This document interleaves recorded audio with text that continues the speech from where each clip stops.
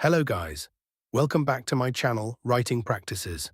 Today we are going to learn how to write an independent contractor agreement, which is a legal contract that defines the relationship between a client and a contractor, clearly stating that the contractor is not an employee, while outlining services, payment, and legal responsibilities. Now let's break down every single part of this agreement step by step.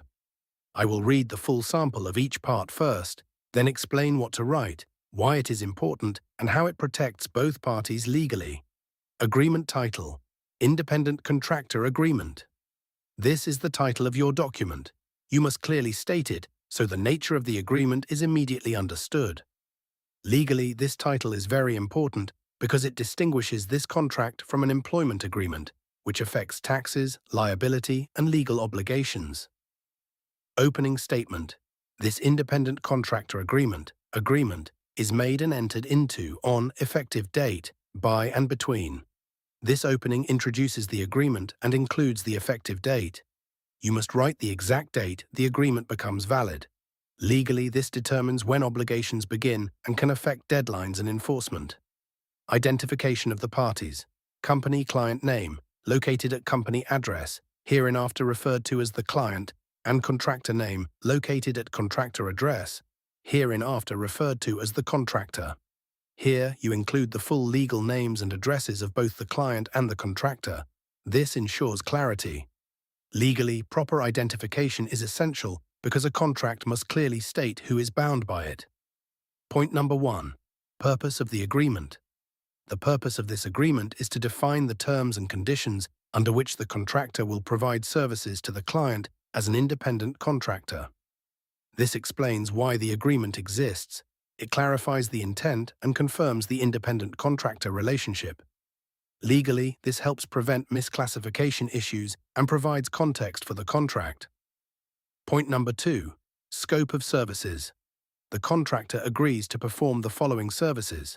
Provide a detailed description of the services, deliverables, timelines, and expectations. This section defines exactly what the contractor will do. You must include detailed descriptions, timelines, and expectations. Legally, this is one of the most important sections because it defines obligations and prevents disputes about incomplete or unclear work. Point number 3. Term. This agreement shall commence on start date and shall continue until end date, or until the services are completed, unless terminated earlier in accordance with this agreement. This defines the duration of the agreement. You must clearly state when it starts and ends.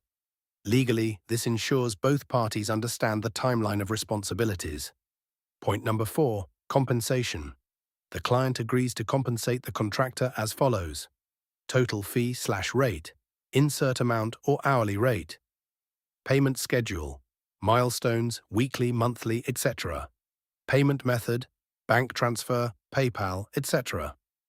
The contractor shall submit invoices as required, and payment shall be made within number of days, such as net 30 days. This section explains how the contractor will be paid. You must include the amount, schedule, and payment method. Legally, this protects the contractor's right to receive payment and ensures the client understands their financial obligations.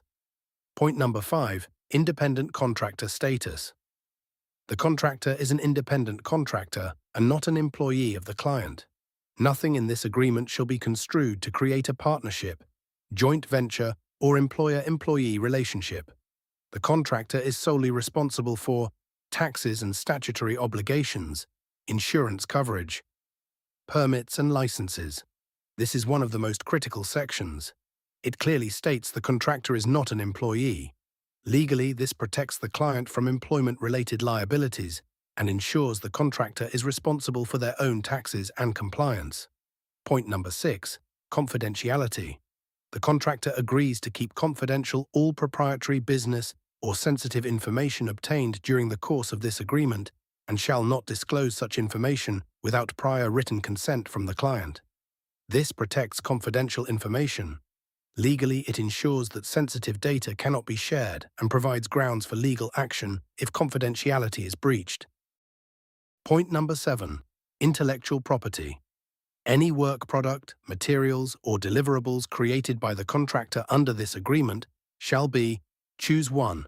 Owned by the client/licensed to the client/jointly owned. All intellectual property rights shall be transferred or licensed as agreed upon in writing. This section defines ownership of the work. You must clearly choose and state ownership terms. Legally, this is very important because it determines who has the right to use, sell, or modify the work. Point number 8. Obligations of the contractor. The contractor agrees to perform services professionally and diligently, meet agreed deadlines and quality standards, comply with all applicable laws and regulations. This outlines the contractor's responsibilities. Legally, it ensures the contractor is accountable for performance, quality, and compliance. Point number 9. Obligations of the client. The client agrees to provide necessary information and support, make timely payments, communicate expectations clearly. This section ensures the client also has responsibilities. Legally, it protects the contractor by requiring cooperation and timely payment. Point number 10. Termination. Either party may terminate this agreement by providing number of days written notice. This agreement may be terminated immediately in the event of breach of contract, failure to perform services, misconduct, or negligence.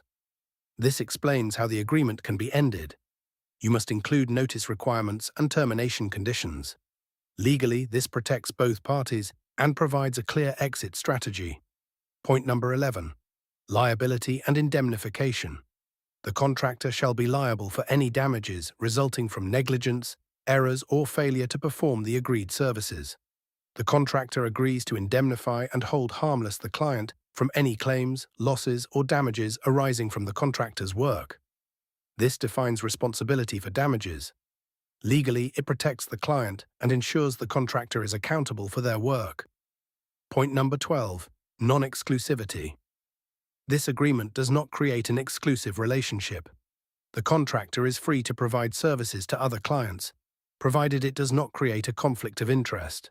This clarifies that the contractor can work with others. Legally, this supports the independent contractor status and avoids restrictions that could resemble employment. Point number 13. Dispute resolution. Any disputes arising out of this agreement shall be resolved through negotiation, mediation, arbitration, or court jurisdiction. This explains how disputes will be handled. Legally, it helps avoid costly litigation and provides a clear method for resolving conflicts. Point number 14. Governing law. This agreement shall be governed by and interpreted in accordance with the laws of jurisdiction, country. This specifies which laws apply. Legally, this is crucial when parties are in different regions. Point number 15. Entire agreement. This agreement constitutes the entire agreement between the parties and supersedes all prior discussions or agreements. This confirms that this document is the final agreement. Legally, it prevents either party from claiming outside promises or prior discussions. Point number 16. Amendments.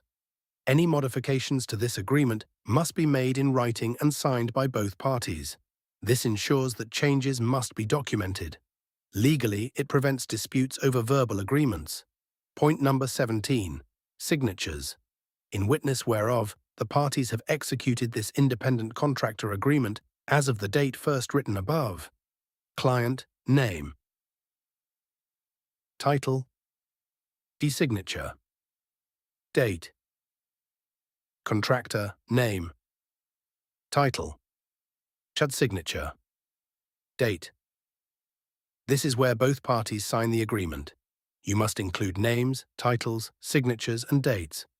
Legally, signatures make the agreement enforceable, so that's how you write an independent contractor agreement step by step. Make sure every section is clear, complete, and legally sound to protect both the client and the contractor. If you found this helpful, don't forget to like, comment, subscribe to Writing Practices, and share this video. And I'll see you in the next video.